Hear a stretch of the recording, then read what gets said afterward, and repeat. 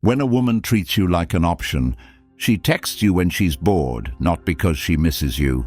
She remembers you when the one she wants forgets her. You're the one she uses for attention when her ego's low. You're the backup plan she knows will always say yes. She keeps you close enough to use, but far enough to never choose. She'll keep you guessing, while chasing someone else without hesitation. And if you ever call it out, she'll say you're overthinking it. But deep down, you feel it, the disrespect, the emotional distance. Now it's time to stop feeling it and start doing something about it. If you're serious about changing your story, comment, "I am the prize." Number 1. Stop explaining your worth. Every time you try to explain your worth to someone who doesn't see it, you give away a piece of your power, and most men don't even realize it because they've been conditioned to think that love requires performance, that value is proven through sacrifice, that you must keep proving you're worthy of a place in someone's life, even when they keep showing you through actions that you're just a tool they pick up and put down when convenient. And what's worse is that they confuse attention with care. They think long replies mean love, and they believe that explaining their intentions will somehow open her eyes and make her treat him right. But it won't, because respect is never given in response to a monologue. It's given in response to presence, and if you have to constantly tell someone why you matter, you're trying to sell your value to someone who already walked past the shelf, and while you're typing out essays about how you feel, she's texting another option who didn't explain, he just was. And that's what you need to understand.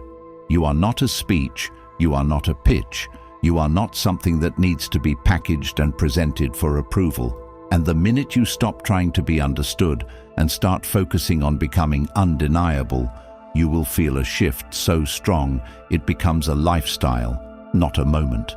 And you'll notice how people treat you differently, not because they suddenly changed, but because you finally respected yourself enough to stop begging for what should have been offered freely. And if someone only responds when you pressure them emotionally, they never truly saw you. They only feared losing your attention, which isn't the same as valuing your presence. And once you internalize that, once you live with the principle that real presence doesn't chase validation, everything changes because you stop trying to earn loyalty from someone who isn't even capable of consistency. You stop writing long messages explaining why you're upset. You stop venting your soul to someone who replies with one-word responses. You stop checking if they viewed your story because you realize you're the story and their presence is the chapter you no longer need. And this is not about being cold or distant. This is about regaining your internal control. Because if someone needs convincing to value you, they're not confused. They're clear, and they're hoping you're not. And the only way you stop this cycle is to stop participating in it entirely. Not by arguing louder, but by living louder. By creating a life so focused on improvement that you have no energy left for those who don't recognize the effort, the pain, the loyalty you bring. Because the truth is, she didn't forget your worth. She just never intended to honor it. She was entertained by your consistency, addicted to your availability, and every time you explained yourself, she got more proof that you'd never leave, more confirmation that you didn't believe you could walk away. And that's what kept her comfortable. Not your love, but your weakness. And if you're honest with yourself, you knew it, you felt it, but you chose hope over evidence, and now you're left confused. But confusion doesn't need closure, it needs clarity, and clarity begins with this. You are no longer available for people who require explanations to see your worth. You are no longer lowering your voice hoping to be heard by someone who chooses not to listen. You are no longer rehearsing pain in your mind to understand why they treated you like a backup. You are deleting the script, walking off the stage, and building a reality where your presence speaks for itself. Not in arrogance, but in quiet certainty. The kind that doesn't demand attention but commands it. The kind that doesn't need to shout because the results do the talking. the kind that isn't trying to win her over because there's nothing left to win. And the moment you fully stop explaining, she'll feel it, not because you said anything, but because the silence became too loud to ignore. And by the time she wonders what happened to the man who used to pour out his soul, you've already become the man who no longer needs to, not because you've changed who you are, but because you finally remembered what you've always been: enough, valuable, worthy, without needing permission or approval. And now it's her turn to explain what she lost, but you won't be listening anymore. And if you're ready to stop explaining and start evolving, the Stoic relationship blueprint was written for you. A deep, timeless guide packed with the principles you were never taught, but always needed. It's more than a book. It's a mindset reset, a path to clarity, power, and emotional control. And now it's available as an audiobook too, so you can start transforming your life while walking, running, even driving. No distractions, no more delays. You'll own it forever, with lifetime access to the knowledge that makes you untouchable to the games you once fell for. The link is in the comments. Number 2. Set boundaries and stick to them. Most people say they have boundaries, but what they really have are suggestions, temporary limits they abandon the moment someone attractive disrespects them. And that's the reason so many are treated like options, because their boundaries don't exist when it counts the most. And what's worse is that the moment someone shows interest, they lower the bar just to feel wanted, and they confuse being wanted with being valued. But the truth is, the more you bend your boundaries to accommodate someone else's chaos, the more you lose your identity, and you begin to tolerate behaviors you swore you'd never accept, like being talked down to, ghosted, disrespected in public, made to wait hours for a response, treated like a spare part instead of a priority. And you keep saying to yourself, just this once, thinking they'll see your patience as strength, but all they see is that you don't take yourself seriously. And the moment they sense you won't enforce your limits, they start testing you like a game they know they can keep playing without consequence. And that's not because they're evil, it's because you gave them permission to try. And every time they disrespect you and you stay, you reinforce the idea that their behavior is acceptable. And this is where most people get it wrong. They think setting boundaries means being angry, shouting, demanding change. But boundaries are not about raising your voice. They're about raising your standards and sticking to them without warning. Because a boundary you have to beg someone to respect is a fantasy, not a standard. And here's the truth. If they cross the line once and you allow it, they'll cross it again. But this time they won't apologize, because you already taught them that apologies are optional and presence is guaranteed. And the deeper truth is that you're afraid of enforcing your boundaries not because you're weak, but because you fear the outcome of losing them. You think that if you stand firm, they'll walk away. And yes, they might, but what's worse than someone leaving after you draw the line is someone staying and dragging you further into disrespect every day while you tell yourself it's getting better. And if you're being honest, you've seen the signs. You've felt the dismissiveness, the eye rolls, the coldness in their tone, the way they flirt with others in front of you, the way they act single when you're not around, the way they treat your affection like a nuisance instead of a gift. And still you hold on, not because it's love, but because you're scared to start over, and because a part of you believes this is the best it gets. And that's the part that must die for the real you to live. The version of you that no longer tolerates emotional crumbs and believes that love doesn't require the constant sacrifice of self-respect. And to become that version, you have to stick to your boundaries like they are laws, not preferences. And that means when someone disrespects your time, you remove your time. When someone mocks your needs, you remove your presence. When someone gives you half effort, you don't ask for more. You give less access, not because you're playing games, but because the value of your energy is not up for debate. And that's the truth no one wants to hear. That you teach people how to treat you by what you tolerate, not by what you say. And if your actions don't match your words, Your words mean nothing, and if you say, "I won't tolerate disrespect," but still answer calls from people who disrespected you last week, then your standard is fake, and people will treat you accordingly, because the ones who truly value you won't even come close to testing your boundaries. They'll recognize them and rise to meet them, but the ones who don't, they'll push, they'll manipulate, they'll guilt trip, they'll pretend to change until they're comfortable again, and then they'll go back to who they always were, and that's where your boundary must become a door, one they walk through once and don't get a second chance if they slam it behind them. And yes, it will be hard at first. You'll doubt yourself. You'll want to explain why you're pulling back, but you don't owe anyone an explanation for protecting your peace.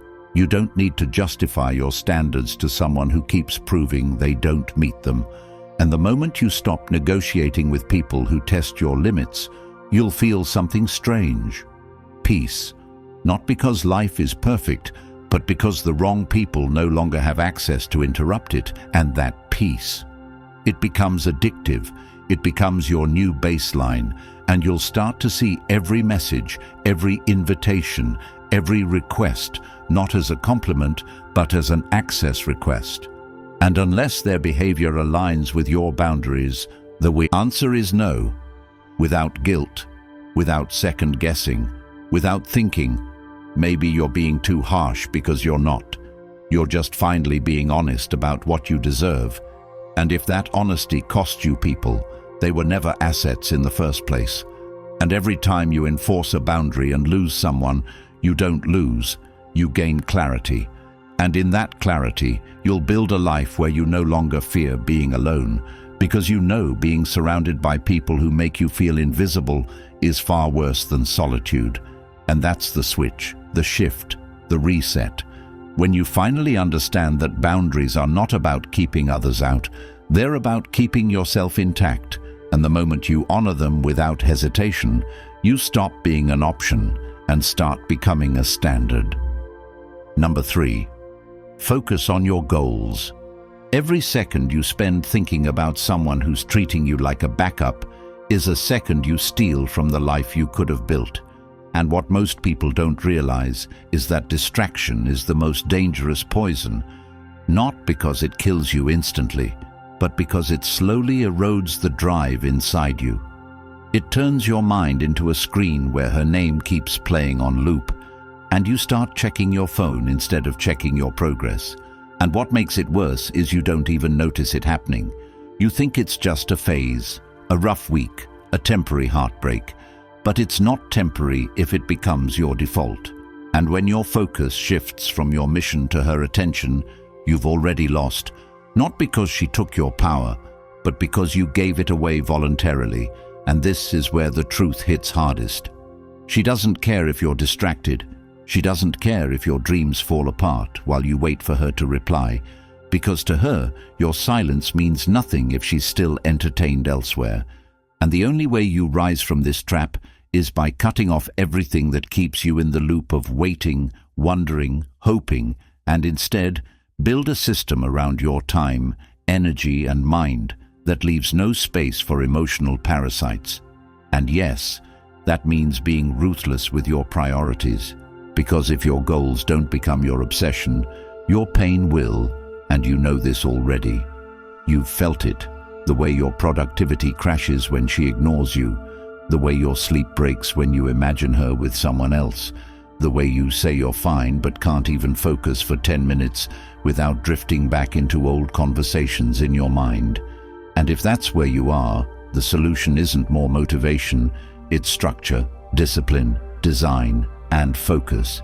And it starts with this. Set a deadline. Pick one target that would change your life if you hit it.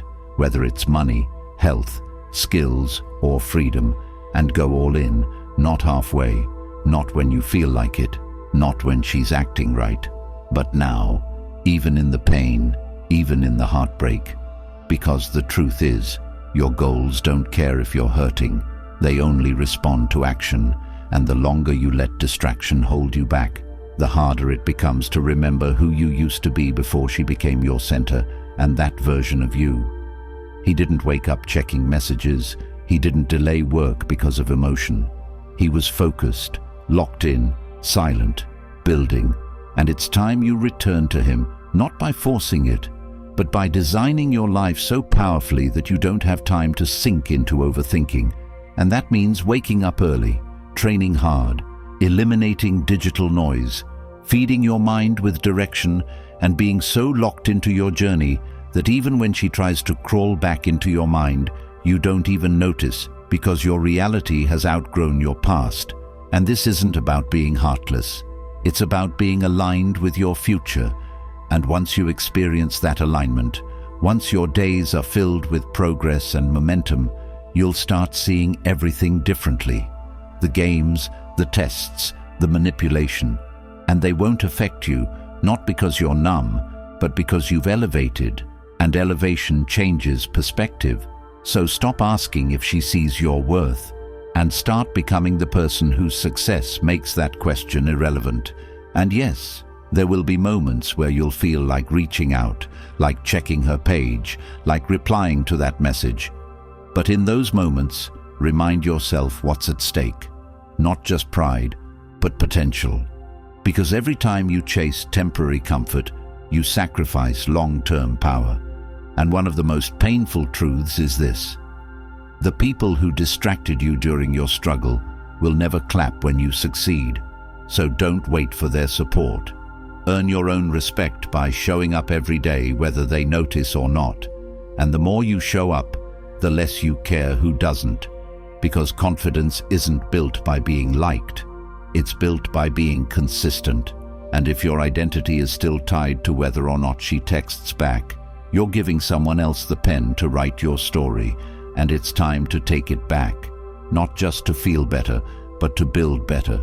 To rebuild the man who's too focused to chase, too busy to beg, too grounded to fall into emotional traps. And that version of you, he's already inside. You just need to shut out the noise long enough to hear him. And that silence begins when you stop needing approval and start needing achievement. When you stop needing her and start needing purpose. When you stop explaining how hurt you are and start proving how powerful you can be after pain. And from this moment forward, you choose goals over games, peace over patterns, clarity over confusion, and you don't ask permission to rise. You just rise one step at a time until the life you're building is so powerful it speaks louder than any explanation ever could. Number 4. Choose growth over closure. Closure is the trap that keeps you checking your phone long after the disrespect ended. It's the lie you repeat to yourself when you're scared to face the truth. It's the excuse you use to stay emotionally attached to someone who already replaced you, and you don't even notice it at first because it wears the costume of logic.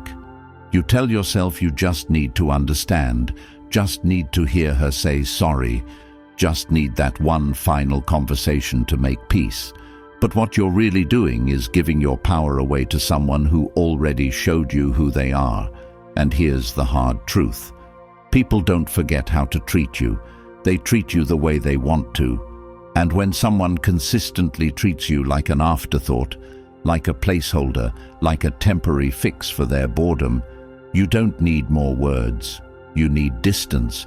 And growth begins the moment you realize that the apology will never heal what their behavior destroyed, that the reasons they give won't undo the nights you waited, the texts they ignored, the effort you wasted trying to fix something they broke without remorse. And it hurts, I know, because part of you believed that if they could just explain, it would all make sense. But betrayal doesn't need explanation. It needs elevation. And elevation starts when you stop chasing clarity from people who made your life confusing on purpose, because someone who lies to your face, hides their phone, gives you mixed signals, then blames you for overreacting is not confused. They're calculated. And when you keep opening that door waiting for a better answer, you keep stepping into the same pain that already proved it doesn't change. And this is where most people stay stuck, trapped in analysis, dissecting every word, every text, every silence, hoping that if they just figure it out, they'll finally get peace. But peace doesn't come from decoding her decisions. It comes from making your own. And the only decision that leads to freedom is choosing growth over closure. Because growth is forward and closure is a loop.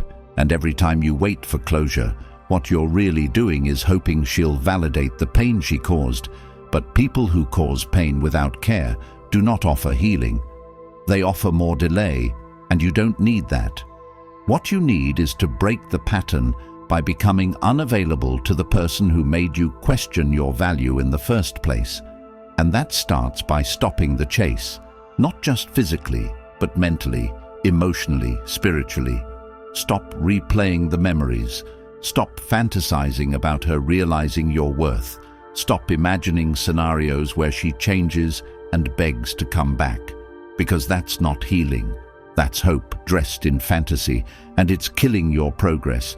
And you know it, because while you're stuck in the loop of closure, she's out there living, posting, laughing, moving on like you never mattered. And that's the wake-up call. Not to become bitter, but to become better, sharper, focused, untouchable. Not because you're pretending it didn't hurt, but because you've decided the pain is now your fuel, not your anchor. And when you fully commit to growth, you begin to see everything differently. You stop blaming yourself. You stop chasing conversations. You stop needing anything from someone who had everything and still chose to act like you were disposable.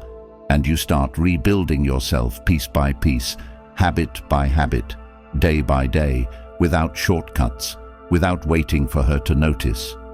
Because real growth is silent. It's done when no one claps. And it's the kind that turns you into someone who no longer fits in the version of life where she was the center. And if you really want to move forward, start by writing down the lessons. What did this teach you about your standards, your emotional discipline, your time management, your self-respect? Because there's power in reflection, but there's weakness in obsession. And if you're still stalking her socials, still reading old messages, still fantasizing about the day she texts, "I miss you," then you haven't chosen growth. You've chosen stagnation, and you need to stop, not for her, but for you, because the man you're meant to become is waiting behind the pain you keep recycling, and you don't get to meet him until you let go of the version of you that needed her love to feel complete. And no matter how good the memories were, they do not justify staying stuck in a situation that broke your spirit, because memories are real, but they are not more important than reality. And if reality shows you that she didn't value consistency, loyalty, effort, or honesty, then it's time to walk forward without looking back. Not because it's easy, but because it's necessary. And the next time you feel tempted to ask for closure, remind yourself, the door is closed, not because you weren't enough, but because they couldn't handle the level of love you brought, and they disrespected it. So now your only job is to never let that level of disrespect get access again. And when you live like that, grounded, focused, clear, you don't just heal, you evolve, and the version of you that comes out on the other side. He doesn't need closure because his life speaks louder than any text ever could. Number 5. Walk away without drama.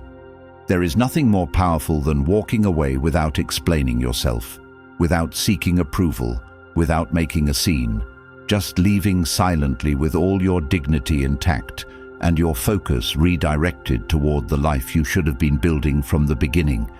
Because most people mistake walking away for weakness, when in truth, it's the clearest statement of self-worth you could ever make.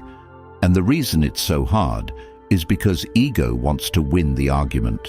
Your pride wants the last word. Your hurt wants to be acknowledged. But none of that heals you. None of that makes them respect you. It only gives them more power over you, because now you've shown that they still have the ability to trigger you, to shake you, to keep you emotionally bound to a version of yourself that should have been buried the moment they chose to disrespect your presence. And what hurts the most is that they don't feel bad, not in the way you think they should, because people who truly care about you don't put themselves in positions where they might lose you. And if she was ever serious about you, she would have shown it with actions, not with recycled words and temporary affection that only showed up when it benefited her. And you know this deep down. You've seen the patterns, the inconsistency, the disappearing acts when she's bored of you, and the sudden sweet messages when things fall apart with someone else. And yet you stay, hoping it's just a phase, hoping she'll change. And that hope, it's killing your growth. It's distracting you from becoming the person who doesn't wait for closure, who doesn't explain his worth, who doesn't tolerate disrespect even in small doses. And the truth is, when you walk away quietly, without bitterness, without begging, without waiting for her to come to her senses, you break a cycle, not just with her, but with every version of you that was addicted to being chosen. And that kind of walk isn't easy. It requires emotional control, discipline, strength. Most people never develop because they're too busy performing their pain instead of processing it. But you don't need to perform. You need to evolve, and evolution begins when you decide that her confusion, her disrespect, her lack of effort, her breadcrumbing, her fake apologies, her cold detachment, none of that deserves your energy anymore. Not because you hate her, but because you finally love yourself enough to stop offering loyalty to someone who treated it like an option. And that's what walking away truly means. Not ghosting, not punishing, but protecting. Removing your time from places where it gets wasted, and your peace from people who don't value it. And don't be surprised when she tries to come back. Not because she realized your worth, but because she noticed you pulled away completely. And people only feel loss when access disappears, not when love does.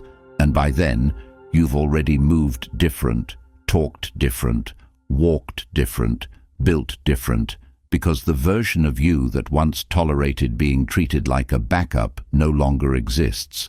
And if you do ever cross paths again, let her meet the man who no longer breaks his standards just to feel accepted, who no longer explains his value to people committed to misunderstanding it, who no longer replies out of habit but responds only to peace, purpose, and progress. Because when you get to that level, you don't need to block her to prove a point. You just never look back, because there's nothing to return to. And silence becomes your confirmation, your revenge, your transformation. Because silence is not about ignoring her. It's about answering to yourself first. And from now on, every time someone shows you their priorities and you're not on the list, you exit the conversation without warning. Every time someone plays with your time, you take it back without guilt. Every time someone chooses comfort over commitment, you choose freedom over fantasy, because nothing destroys your future faster than staying emotionally loyal to someone who already checked out. And nothing rebuilds your identity faster than detaching without apology. And yes, it hurts, especially when you still care, especially when you gave everything. But that pain, it sharpens you, and you'll carry it for a while, but eventually it becomes clarity, and that clarity builds habits, and those habits build the version of you that doesn't beg for closure, that doesn't chase explanations, that doesn't replay old arguments in the shower, hoping to win them this time. Instead, you get to a point where even if she came back with perfect words, it would be too late. Not because you're being petty, but because you finally became whole without her approval, and that wholeness is the ultimate goal. Not winning her back, not proving a point, but creating a life so rooted in discipline, purpose, and inner respect that no situation, no heartbreak, no rejection ever pulls you back into being the man who used to beg for someone to treat him right, because now you don't ask. You walk, and you walk not out of anger, but out of alignment. Because if your presence doesn't inspire effort, your absence will teach the lesson, and by then you won't even be watching. If you're tired of being told to be patient while getting disrespected, if you're done being emotionally drained, second-guessed, and treated like a placeholder, then the Stoic relationship blueprint is your next step. Not for her, but for you. This isn't just a book. It's the manual you were never given, packed with timeless Stoic principles that will flip everything you thought you knew about relationships, power, and peace. It's now available as an audiobook too, so you can start transforming your mind while walking, jogging, or just reclaiming your time. Society never wanted you to have this kind of clarity, because once you have it, you stop being controlled. This isn't for the weak, it's for the man who's ready to stop chasing and start choosing himself. The link's in the comments. Own it once, keep it forever. If you're ready, comment, "I choose peace." Hit the like button and subscribe, not just to support this channel, but to help another man out there find this truth before he wastes years chasing what was never real.